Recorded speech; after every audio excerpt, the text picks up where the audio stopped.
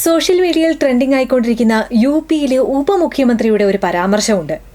മദ്രസകളിൽ പഠിച്ചിറങ്ങുന്നവർക്ക് ഭയങ്കര കുഴപ്പങ്ങളാണെന്ന്, അവർക്ക് തീവ്രവാദ ചിന്തകളാണെന്ന്. സാറ് പറഞ്ഞത് ശരിയാണ്.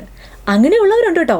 ഞങ്ങൾ ജീവിക്കുന്ന ഞങ്ങളുടെ ഈ സമൂഹത്തിലും ഞങ്ങൾ കണ്ടിട്ടുണ്ട് ഇത്തരത്തിലുള്ള തീവ്രവാദികളെ. കേട്ടോ, ഞാൻ അങ്ങോട്ട് പറഞ്ഞുതരാം. മുസ്ലിങ്ങളുടെ ഏറ്റവും വലിയ ശക്തി അവരുടെ മാതാപിതാക്കളോടും സഹോദരങ്ങളോടും കാണിക്കുന്ന സ്നേഹവും ആദരവുമാണ്. ഇസ്ലാം മാതാപിതാക്കളെ ബഹുമാനിക്കാനും അവരുടെ കുടുംബ ബന്ധങ്ങളെ ഒരു വില നൽകി വിലമതിക്കാനുമാണ് അവർ പഠിപ്പിക്കുന്നത്. ഒരു മുസ്ലിമിന്റെ ആദ്യ ഉത്തരവാദിത്തങ്ങളിൽ ഒന്നെന്താണെന്നറിയോ? മാതാപിതാക്കളോടുള്ള ബഹുമാനവും അവരുടെ കുടുംബത്തോടുള്ള സ്നേഹവും തന്നെയാണ്. അതുകൊണ്ട് തന്നെയാണ് നമ്മുടെ നാട്ടിലെ വൃദ്ധസദനങ്ങളിൽ സ്വന്തം മാതാപിതാക്കളെ കൊണ്ടുവന്ന് കളയുന്ന കാര്യത്തിൽ ഈ പറയുന്ന തീവ്രവാദ ചിന്തയുള്ളവർ പിറകിൽ നിൽക്കുന്നത്. പിന്നെ ജാതിയും മതവും ഒന്നും നോക്കാതെ തന്നെയാണ് അങ്ങ് ഈ പറഞ്ഞ മദ്രസയിൽ പഠിച്ചവർ എല്ലാ തരത്തിലും സഹായഹസ്തം എല്ലാവരിലേക്കും എത്തിക്കുന്നത്. അതുകൊണ്ട് തന്നെയാണ് തല ചായ്ക്കാൻ സ്വന്തമായി ഒരു വീടില്ലാത്ത 16-ലധികം കുടുംബങ്ങൾക്ക് സ്നേഹസേന എന്ന സംഘടനയിലൂടെ സുരക്ഷിതമായ വീട് വെച്ച് നൽകിയതും കിണറുകളും ശൗചാലയങ്ങളും അതുപോലെ തന്നെ നിരവധി കുട്ടികൾക്ക് പഠന സഹായങ്ങളും ഒക്കെ നൽകിയത്.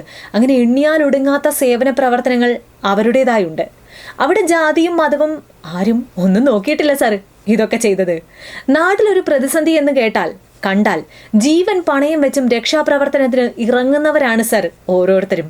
2018 പ്രളയകാലത്ത് ആലപ്പുഴ മുതൽ വടക്കോട്ട് മറ്റെല്ലാ ജില്ലകളും വെള്ളത്താൽ മുങ്ങിയപ്പോൾ അവിടെ കുടിവെള്ളത്തിനായി മറ്റൊരു ആശ്രയം ഇല്ലാതിരുന്ന സമയത്ത് ഒരാൾ വന്നിട്ട് പറയുകയാണ്, അദ്ദേഹത്തിന്റെ കിണറ്റിൽ ധാരാളം വെള്ളമുണ്ട്, ആവശ്യത്തിനുള്ള വെള്ളം അവിടെ നിന്ന് എടുത്തോളൂ എന്ന്.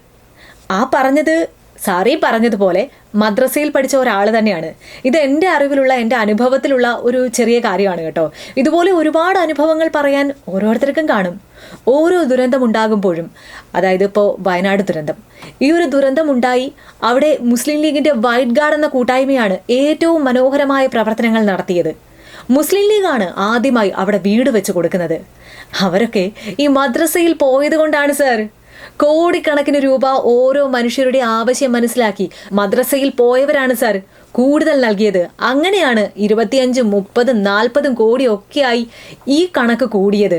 മറിച്ച് ഈ മദ്രസയിൽ പോകാത്തവരോട് പറഞ്ഞാൽ 1 കോടി തുണി പോലും കിട്ടാൻ വലിയ പ്രയാസമായിരിക്കും